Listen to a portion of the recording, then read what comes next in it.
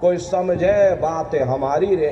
प्रेमी भाई बहनों, वो असली अयोध्या नगरी है, वो राम भगवान का देश है। राम जी का दर्शन करने के बाद में फिर तुम्हारी ये जीवात्मा दूसरे मंडल के शब्द को पकड़ करके दूसरे मंडल की चढ़ाई करेगी। श्याम तज श्वेत को गहना और सुरत को तान धुन सुनना, और बंक के द्वार धस बैठो और त्रिकुटी जाए कर लेना। उसी के ऊपर दूसरा देश आता है जिसे महात्माओं ने त्रिकुटी देश कहा। वहाँ के मालिक ब्रह्म हैं, वहीं से मन और माया की उत्पत्ति हुई। वहीं से तीन गुण, रजोगुण, तमोगुण, सतोगुण, तीनों गुणों की उत्पत्ति वहीं से हुई। ये जो आपके वेद हैं, अरे वेदों को सारी दुनिया पढ़ती है, वेदों की भी उत्पत्ति उसी स्थान से हुई है। महात्मा कहते हैं कि त्रिकुटी महल में विद्या सारा, घनहर गरजे बजे नगारा, और लाल वरण सूरज उजियारा। वहां पर दो धुनें, बादलों की गर्जन और मृदंग की आवाज उस लोक में गूंजती रहती है, और ओम का जाप बराबर वहां होता रहता। ब्रह्म का जो स्वरूप है लाल वरण सूरज उजियारा। ये सूरज कुछ नहीं, ऐसे लाखों लाख सूर्य इकट्ठे करोगे तो वहां का एक सूर्य बनेगा। प्रेमी भाई बहनों, ब्रह्म का जो स्वरूप है वो सुबह के लाल सूर्य के समान है, इसीलिए वहां का पूरा ब्रह्मांड लाल है। जहां तक आपकी निगाह जाएगी ब्रह्म देश में चारों तरफ आपको लाल ही लाल नजर आएगा।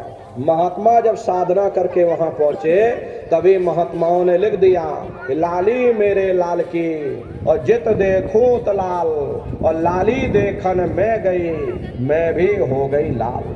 वो पूरा ब्रह्मांड ही लाल है। जितने साधक वहां पहुंच जाते हैं उन सभी को योगेश्वर कहा जाता।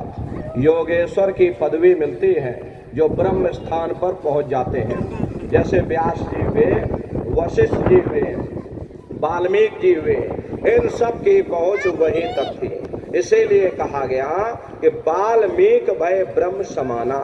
जब इनकी जीवात्मा वहां पहुंची और जब इन्होंने ब्रह्म का दर्शन किया तो इनका स्वरूप भी ब्रह्म के समान यानी कि ब्रह्म स्वरूप हो गया। तो जितने साधक वहां पहुंच जाते हैं उन सभी को योगेश्वर कहा जाता। योगेश्वर भगवान श्री कृष्ण उसी देश में वास करते हैं। ये जो ब्रह्म देश है वो श्री कृष्ण भगवान का ही देश है। श्री कृष्ण भगवान वहीं पर रहते हैं। ये बाहर की जन्माष्टमी नहीं है जो आप लोग मनाते हो, ये तो आप नकल करते हो। महात्माओं ने कहा था भाई सही मायने में तुम जन्माष्टमी कब मनाओगे? जब तुम्हारी ये जीवात्मा पांच तत्व जल पृथ्वी अग्नि वायु आकाश और तीन गुण रजोगुण तमोगुण सतोगुण, पांच तत्व और तीन गुणों से परे हो करके ब्रह्म देश में पहुंच करके जब कृष्ण भगवान का दर्शन कर लोगे तब सही मायने में जन्म अष्टमी मनाई जाएगी। वहां कृष्ण भगवान का दर्शन करने के बाद में फिर तुम्हारी ये जीवात्मा तीसरे मंडल के शब्द को पकड़ करके तीसरे मंडल की चढ़ाई करेगी।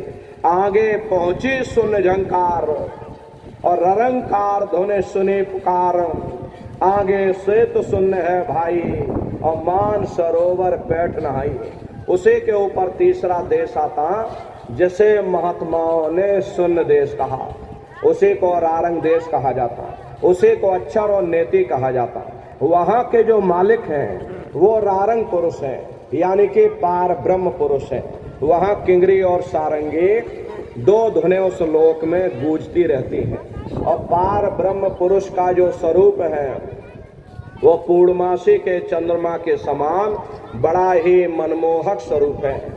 इसी स्थान पर प्रेमी भाई बहनों एक बहुत बड़ा अमृत का सरोवर बना जिसे महात्माओं ने मान सरोवर कहा। जब तुम्हारी ये जीवात्मा उस मान सरोवर में स्नान कर लेगी तो जन्म जन्मांतरों के मैले पाप कर्म साफ हो जाएंगे। अरे यहाँ के पानी से तुम्हारे कर्मों की सफाई नहीं होने वाली। ये बाहर का पानी तुम्हारे शरीर के मैल को धो सकता है, लेकिन जो पापों का मैल है, जो अंतःकरण में कर्मों की गंदगी जमा है, वो जब साफ होगी, जब आप तीसरे मंडल पर पहुंच करके उस गंगा में डुबकी लगाओगे, उसमें स्नान करने के बाद में ये जीवात्मा हंस रूप हो जाती है। हंसन मिले हंसा हो जाई, मिले जो अमी